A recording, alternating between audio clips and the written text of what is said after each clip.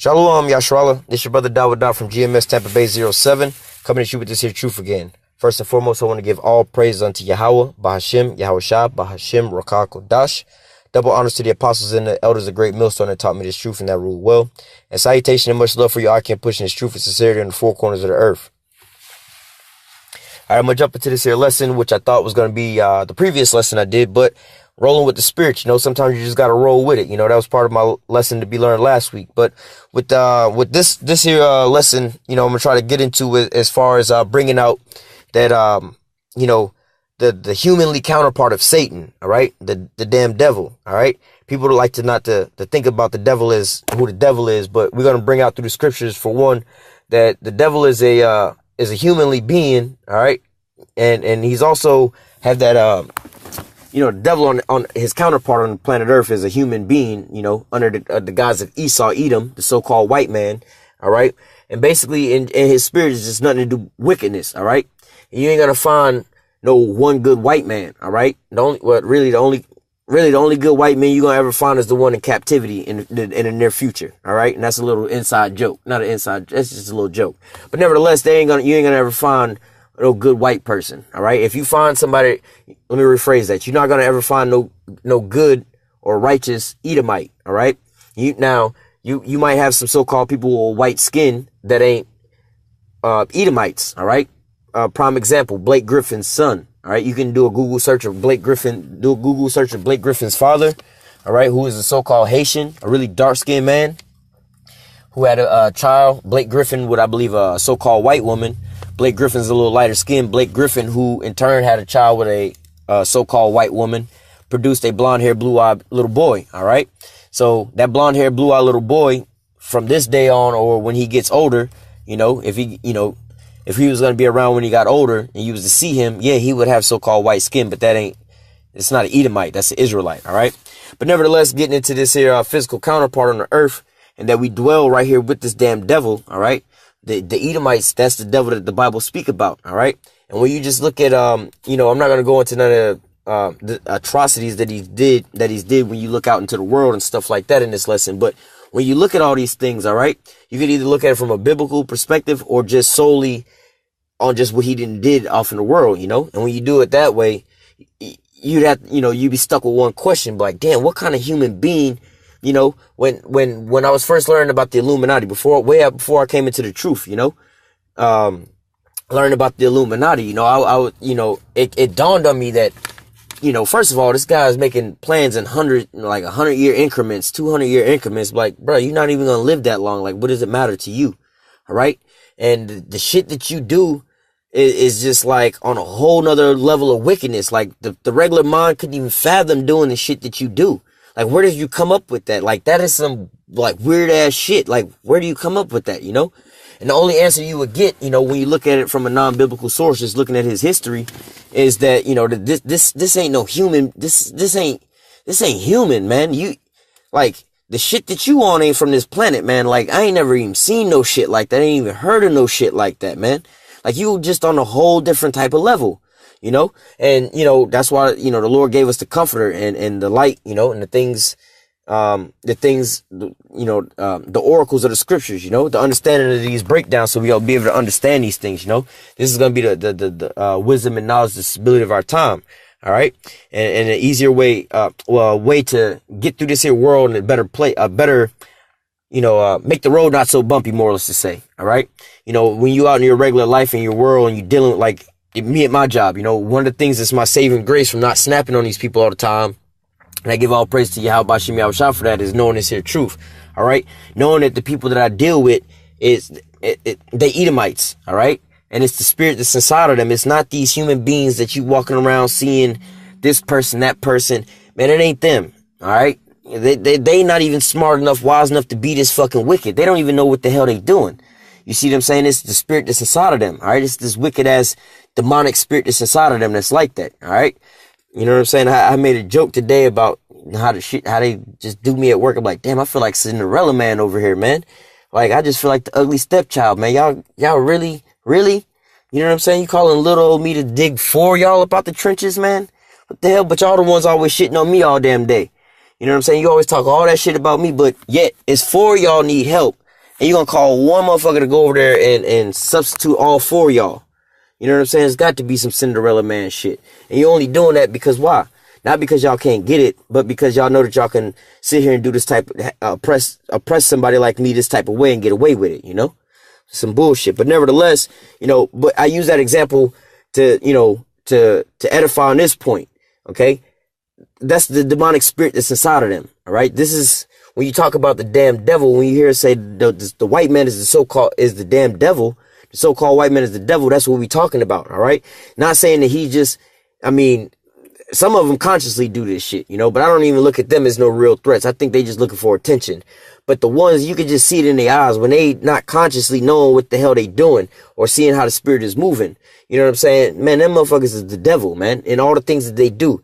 And you might even just hear them speaking, you know, not even trying to say nothing that out of their mouth is so-called wicked, but the same shit that they do, like, yo, that's wicked, you know? But nevertheless, we jump into the scriptures. This is the book of Job, chapter 9, verse 24. It says, the earth, okay, the earth is given into the hand of the wicked. He covereth the faces of the judges thereof, if not wherein who is he? All right. And the point in this that I wanted to bring out was that the earth was given into the hand of the wicked. All right. The Most High gave the earth over into the hand of the wicked. All right. The Most High and the men of in this truth, you know, and you know, in truth and sincerity, you know, with the Holy Spirit on them, they understand that, you know, first of all, the Most High has the power to give dominion over to whomever he wants. All right. And we also know that the Most High isn't in control of the planet Earth. Overall, he is. All right. Don't be simple. But we know that the Most High isn't the one that's controlling the planet Earth right now. We also know that the damn devil is in control of the whole earth right now. We understand that. All right. It's clear as day to see that. That's why we sighing and crying. That's why we vexed. All right. We see that there's so much hell going on around the damn planet Earth, you know, in all types of lanes, whatever lane you going in, you know, whether it be the food, the air, the minds of the people, whatever. Everything is defiled, you know. Everything is hey man, you know how they like to say that imaginary thing, oh, you're gonna die and you're gonna go into hell in the middle of the earth. The motherfucking white man that brought hell onto the earth. Okay. So, you know, and really, you know, as a quick side note, hell is a condition. All right. You know, once a month, you know what I'm saying? I have to go to a meeting. You know, we have we have a lot of meetings at my job, but once a month we have a so-called communications meetings where they show us all the bills and all the big things going on, so on and so forth, you know, and they have all the big wigs and the bosses in there. We have to have this little hour-long meeting, you know, but nevertheless, you know, I'm in this with the conference room at this big ass long table, real thick ass wood, you know, really expensive ass shit, you know, table and shit these Edomites be having. But nevertheless, you know, I'm sitting at this damn table, you know, and sometimes, you know, whether I be sitting right next to the boss or right across the table from the boss, you know, or at the other end of the table from the boss, we all in the same room sitting at the same table, you know. He's in his heaven and I'm in my hell right now. All right. He's in I'm in captivity up under him. All right. When he say jump, it's my job to say how high. All right. So heaven and hell can exist in the same area, same place, same room. You could be riding in the car with one another, you know, but there's that barrier, like what was it? Lazarus said, you know, there's that barrier in betwixt us, you know, that invisible barrier, you know, when we ride in the car, it's not like, oh, you in hell and I'm in heaven, as far as you in the middle of the earth and you up in the heavens. Nah, you know, shit, you in heaven because you driving this goddamn Rolls Royce Phantom and ain't got to pay for shit. And this, you know, this is just your Tuesday car and shit like that. And I'm in hell because I ain't got no goddamn car. I'm just, you know what I'm saying? I just got so lucky to be able to bum a ride with your ass. You know what I'm saying? So I can go, you know, do, you know, whatever. I got to go to work. I got to go pick up my car from an impound and they done wrongfully told my car from or whatever, whatnot, you know? That's, you know, you could be in heaven and hell in the same room. You know, one person could be in their heaven, the other person could be in their hell because it's a condition, not an actual location, you know? Now, there is a heaven, and, you know, when you die, your spirit goes, all spirits go back up to the creator who giveth it, you know? But nevertheless, getting back to this here lesson, it says the earth is given into the hand of the wicked, all right? So the Most High is the one who gave the planet Earth the possession, the keys, the rulership over into the damn devil, all right? And, you know, we understand this. We know this. You know, the Most High understand this. He knows this. He the one who gave out the keys, you know? This ain't no how do I say, no big surprise to us. You know, we vexed. We don't like this shit, but it ain't no big surprise to us. But some people, you bring this out in the church that, hey man, you know that the God of this earth is not the God who you think that it is. You know, the God of this earth is the damn devil. All right. That damn, like the image, Cesare Borgia, that's the damn devil. You know, you up under his rulership. Like you think, you think that the so-called Jesus is ruling, but really that's the damn devil.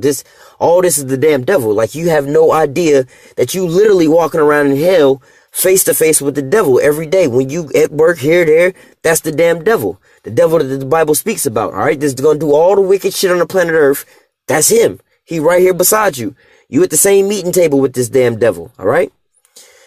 My next scripture I'm going to grab is in the book of Revelation chapter 6. We just read that the earth was given into the hand of the wicked. All right. The Most High gave the earth into the wicked. All right. The possession and the keys unto Satan. All right. This is Revelation chapter 6 verse 4.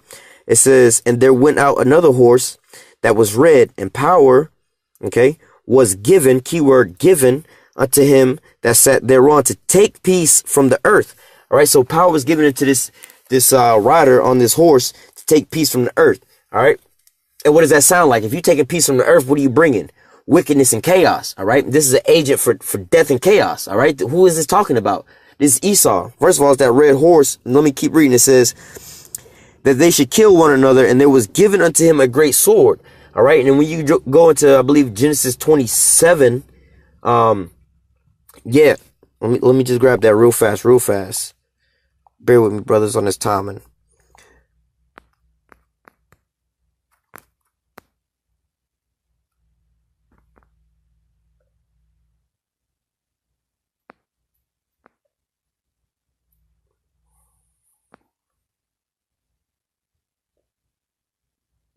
This is Genesis 27 and 40. All right. Yeah, this is Genesis 27 and 40. Just getting straight to the point. This is Isaac blessing Esau. It says, and by thy sword shalt thou live, and thou shalt serve thy brother, and it shall come to pass when thou shalt have dominion, thou shalt break his yoke from off thy neck. All right. And the point is at the top, it says, and by thy sword thou shalt live. So his father Isaac, who we know in the reincarnation was Yahushua, gave Esau this sword as his blessing. This is when Esau was given this sword. All right.